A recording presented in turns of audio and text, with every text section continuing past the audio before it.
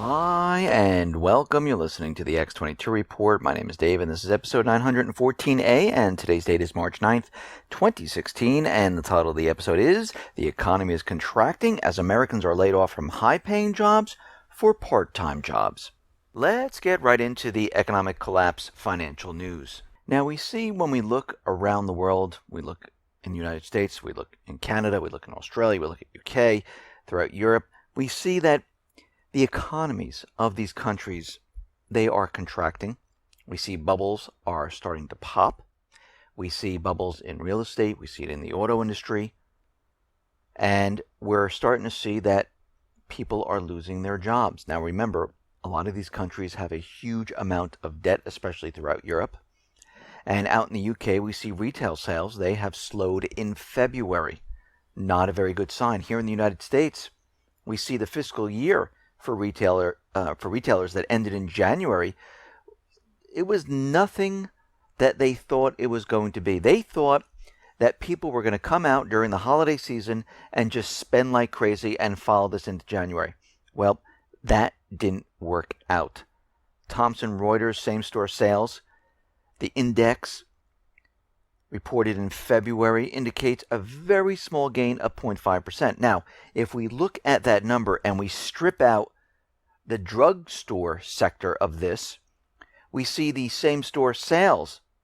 That actually fell by 0.3%. So if you look at drugs, this is something that people need if they have some type of ailment or something like that. You see that everything is not what they thought it was going to be. They actually thought that retail sales was going to increase during this period. Now, a 3% increase is considered a sign of robust retail economy. And of course, we know there's a lot of stores like Macy's, Sears, JCPenney, Sports Authority, Finish Line, and many others that are closing their stores. Revenues are down. They didn't make the sales. And right now, retailers are stuck in a contraction. And basically, there's nothing for them to do at this point. And as time goes on, as we move through the spring, going into the summer, this situation is going to get worse because, as we know, this time period for retailers is one of the hardest time periods for them to survive. We just came out of the good time. And now we're seeing the opposite. So what we're seeing is in February, same-store sales declined. In January, they declined by 1.1%.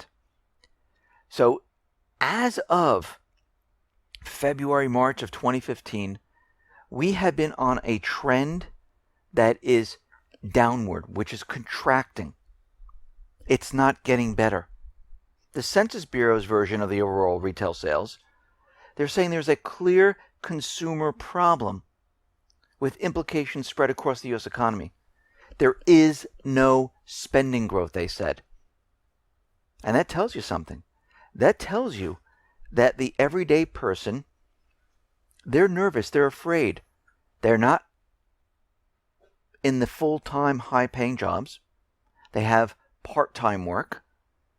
And it's making it very difficult for them to get by now, especially those people that are getting laid off. And they have these bills that they have to pay. They just can't get by with the salary, or maybe they don't have a salary coming in anymore. And it's making it very difficult. So this way they don't have any discretionary funds. So we're not seeing the spending that everyone thinks there's going to be. Because we have a problem in this economy. That's what it boils down to. People can explain away all different things of why the economy is not doing well, why people aren't spending, but it comes down to the basics. If you have a job, a high-paying job, and you feel comfortable and secure, you will go out and spend. If you're nervous in a job and you see people getting laid off, if you got laid off yourself and you can't find a job, if you got laid off and you found a part-time job, you're not going to spend. And the stores, the online sales are going to suffer. And this is what we are seeing. Now we see the auto industry. This is a complete gigantic bubble. It's been inflated by the subprime lender who came in, has no credit, purchased a car, and we see at this point that the situation is getting worse because delinquencies are rising, defaults are rising, and we see that a third of the over 1 million cars and light trucks sold during the month were leases. This is according to J.D. Power. Since 2009, the share of monthly auto leases as a percentage of vehicle sales tripled. About 3.1 million vehicles will return to dealer lots off leases this year, up 20% from 2015, and the number will climb to 3.6 million in 2017 and 4 million in 2018. So what does this mean for dealers? Deflation. And what does that mean for the automakers? Hefty losses. Falling used car prices means pressure on new car prices as well, which would be a shock to the American booming auto market. And we see at this point that we have a lot of bubbles that were created by the central bank in this country. And things are starting to leak. And these bubbles are leaking. And you know what happens? The leak gets larger and larger. And then the whole thing just deflates. This is what we are seeing at this point. We're seeing it in housing. We're seeing it in the auto market. We're seeing it in the stock market. We're seeing it in the bond market. It's all coming together at the same exact time. Now, in 24 years, the ratio of wholesale inventories to sales has only been higher than the current 1.35 times once. That was at the peak of the recession in the last financial crisis. Wholesale sales tumbled 1.3% month on month. Automotive inventories rose to 1.78 sales, the highest since the crisis. And basically what's happening right now, sales are tumbling, inventories are rising, and we are headed right back to that area where we were in 2008. In 2008, wholesale inventory to sales was around 1.45 or 1.5.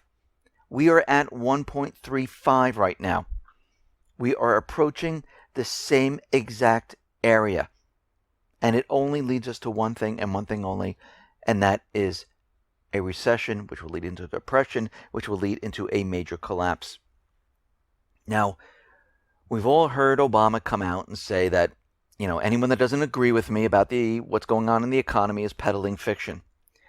But when you look at student loans, food stamps, federal debt, money printing, healthcare costs, they are all rising rapidly. The debt of student loans skyrocketing. Food stamps, the number of people on it, skyrocketing. Federal debt, skyrocketing. Money printing, skyrocketing. Healthcare costs, skyrocketing. And the labor force participation rate, declining.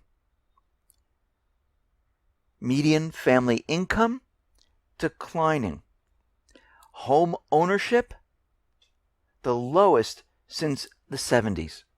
What does this tell you? That this economy is completely fake. Think about it. The fourth quarter gross domestic product in 2015 was 1%, and this is absolutely awful. Because previous to this, we were getting 3 to 4% in the economy. And this was before they manipulated it so much after 2008.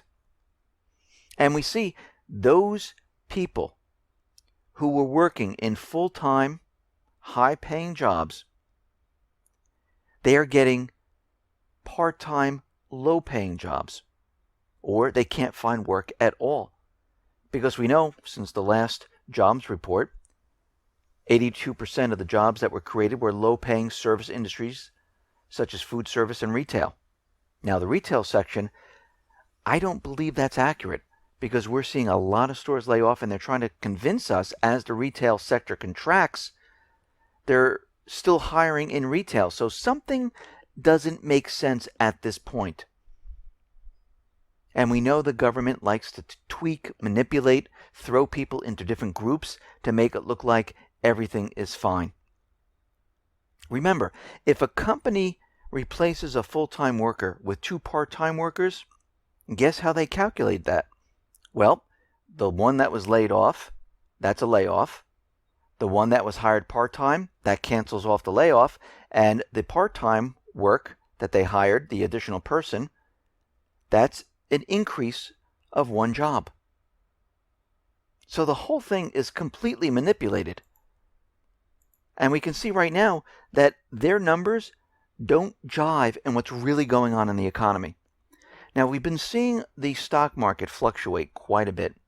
We're seeing that we're in a downward trend. Of course, they're trying to pump it up the best they can, but the market has been around 50, 60 points. Sometimes it's a little bit lower, but it seems that they're keeping it propped up the best they possibly can. And this is the high frequency traders, the plunge protection team.